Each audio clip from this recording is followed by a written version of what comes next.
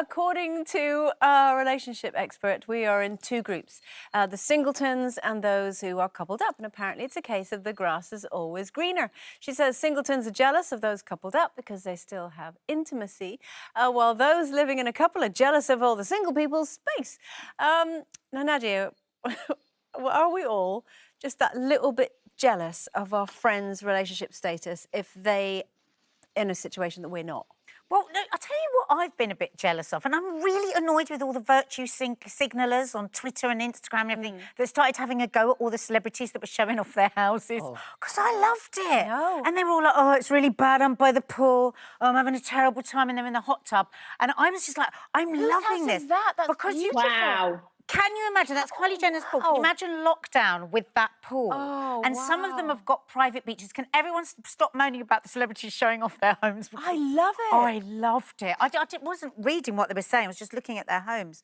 So, I mean, that's breakfast at the Kardashians. Oh, wow. That's lockdown breakfast. Can you imagine being in lockdown with a private beach? I know, a private beach. Look at that. Look at the mountains. Wow. Look at the pool. I mean, just, I've really enjoyed watching all those. I love it. We're just having to make do with Cole's kitchen. As good as it gets. Doesn't get any better. Sorry, Cole. Never been happier to be single. Not jealous at all. Not jealous at all. No. No, I am very happy. I mean, I get the kind of intimacy. Well, no, I don't actually. I get the no. I get the kind of someone hugging you and all that. But I've got the kids for all of that. But no, I'm happy, and I'm just glad that me and my ex Ray had reached the decision that the divorce needed to happen and all that before lockdown, which was quite handy.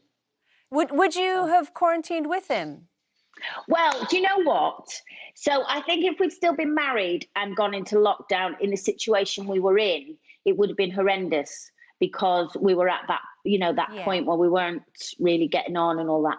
But since we've got divorced, we've become the friends that we should have just always remained. We are such good friends. Yeah. And I would very happily be in lockdown with him, because I know we'd have such a laugh, and it wouldn't be that pressure of, we're a married couple and all that. We would have just been two friends in lockdown, and I know I'd have quite happily done that. Yeah. Oh, that's lovely. Good. Now, God, that was a few years ago. I've got a waist. Now, obviously, that's something that Bruce Willis and Demi Moore have done. They are isolating together despite divorcing over, 20 years ago. But another celebrity who sort of made headlines during lockdown is Will Smith's wife, Jada. And what she has said is that, while quarantining with her family, and you sort of touched on this, Nadia, in that you're getting to know each other that so much more because there's no other distractions. And she said she's realised she doesn't know her husband, Will Smith, of 23 years at all. She's finding out new stuff. I loved it because she said, I've realised that we've told ourselves little stories and then lived by them.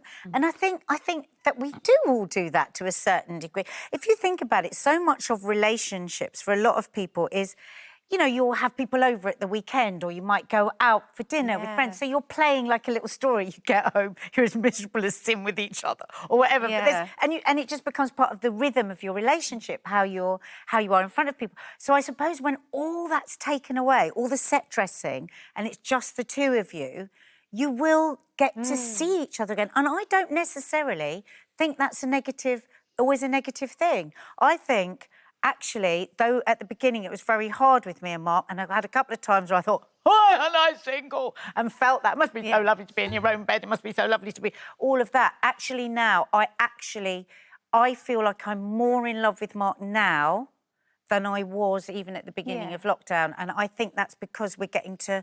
So much seems to have settled in us. It's really weird. That was a very lucky photo, very lucky. The light was right and the angels were singing.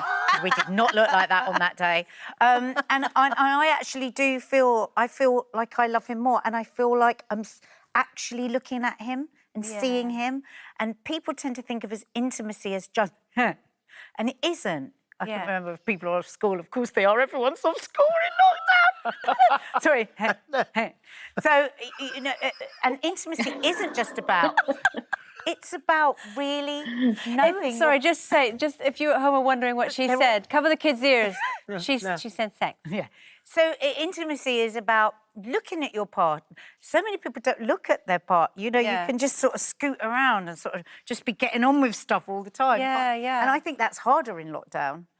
I think you're right, and you do find out new things about everyone that you're sharing a house with, whether that's your partner, whether it's your adult children, because you're not just having a mothering relationship with them, Brenda. You're I find that three. they just like solace and they just like lockdown to be on their own. That's what I've discovered with my children. Is that lonely sometimes? Because you can be lonely with people, can't you? It can be lonely with people. I think, you know, maybe that's subconsciously why I got the kittens, because they've had enough of me. I'm holding them, I'm cuddling them, I'm stroking them, I'm doing everything, you know. So they're loving life in lockdown with me. They don't know any different. But I think in the relationship side of things, I think you'll probably find a lot of people who going into lockdown maybe weren't getting on too well, and they're using this as that big reset button and rediscover our relationships and reinvent everything and try and okay, let's pretend that this is our first date and we'll do something different to just find some fun, or else it could get quite